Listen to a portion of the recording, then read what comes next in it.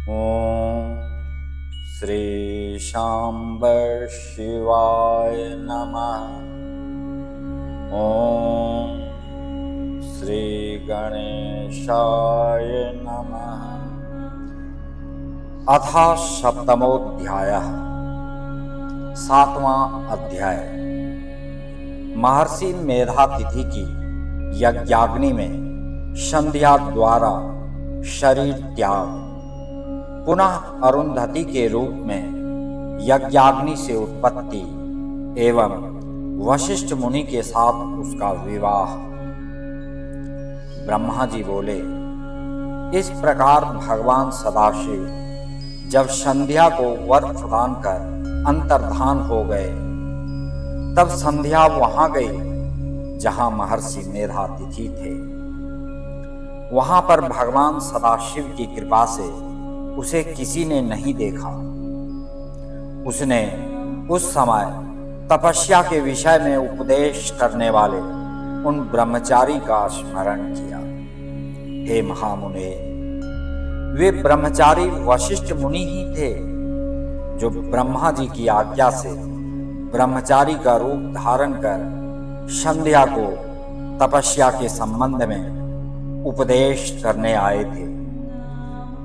तपश्चर्या का उपदेश करने वाले उन्हीं ब्रह्मचारी ब्राह्मण वशिष्ठ का पति रूप से स्मरण करके वह ब्रह्मपुत्री संध्या प्रसन्न मन से सदा शिव की कृपा से मुनियों द्वारा अलक्षित हो उस महायज्ञ की प्रज्वलित अग्नि में प्रवेश कर गई।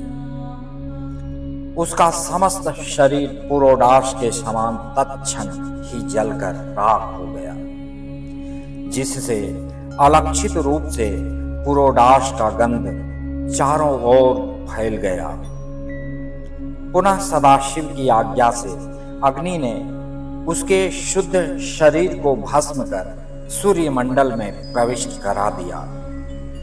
तदनंतर सूर्य ने उसके शरीर को 2 भागों में विभक्त कर पितरों एवं देवताओं की प्रसन्नता के लिए अपने रथ में स्थापित कर लिया। हे मुनीश्वर, उसके शरीर का जो ऊपर का भाग था वही रात्रि तथा दिन के बीच में होने वाली प्रातः संध्या हुई। जो उसके शरीर का शेष भाग था वही दिन तथा रात्रि के बीच में होने वाली सायं संध्या हुई, जो सदैव ही पितरों की प्रसन्नता का कारण होती है। सूर्योदय के पहले जब अरुणोदय होता है, तब देवताओं को प्रसन्न करने वाली प्रातः संध्या का उदय होता है। जब लाल कमल के समान सूर्य अस्त हो जाता है, तब पितरों को प्रसन्न करने वाली सायं संध्या का उदय होता है। उसके मन सहित प्राण को परम दयालु शिव ने शरीरधारियों के दिव्य शरीर से निर्मित किया था।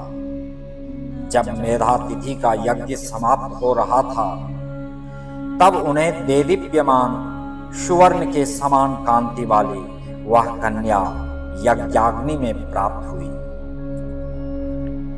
हे मुने, महामुनि मेधातिथि ने यज्ञ से प्राप्त हुई उस कन्या को बड़ी प्रसन्नता से ग्रहण किया और उसे स्नान कराकर अपनी गोद में बिठाया। उन्होंने उसका नाम अरुंधति रखा। उस कन्या को प्राप्त कर वे शिष्यों के साथ बड़े ही हर्षित हुए। उसने किसी भी कारण के उपस्थित होने पर अपने पातिव्रत्य धर्म का परित्याग नहीं किया, इसलिए त्रिलोकी में उसने स्वयं यह प्रसिद्ध अरुंधति नाम धारण किया।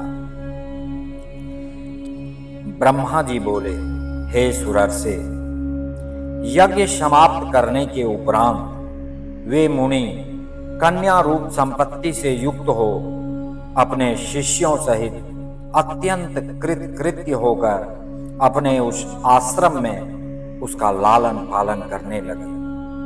उसके बाद वह कन्या चंद्रभागा नदी के तट पर श्रेष्ठ मुनि के तापसारण्य नामक आश्रम में बढ़ने लगी।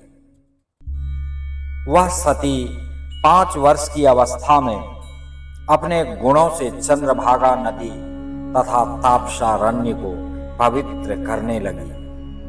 ब्रह्मा, विष्णु तथा महेश ने ब्रह्मपुत्र वशिष्ठ के साथ उस अरुंधति का विवाह करवाया। हे मुने, उसके विवाह में सुखदायक महान उत्सव हुआ, जिससे सभी देवता तथा मुनिगण अत्यंत प्रसन्न हुए।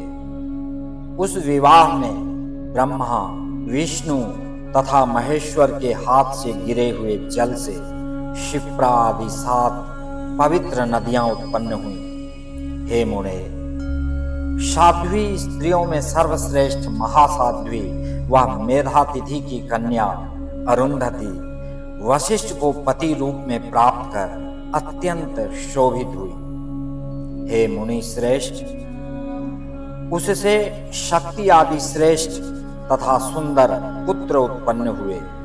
इस प्रकार वशिष्ठ को पति रूप में प्राप्त कर वह शोभा पाने लगी।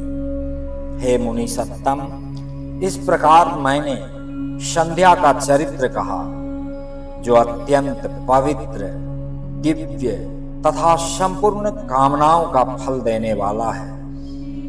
जो शुभ व्रत वाला पुरुष अथवा नारी इस चरित्र को सुनता है, उसके सभी मनोरथ पूर्ण हो जाते हैं, इसमें संदेह नहीं है।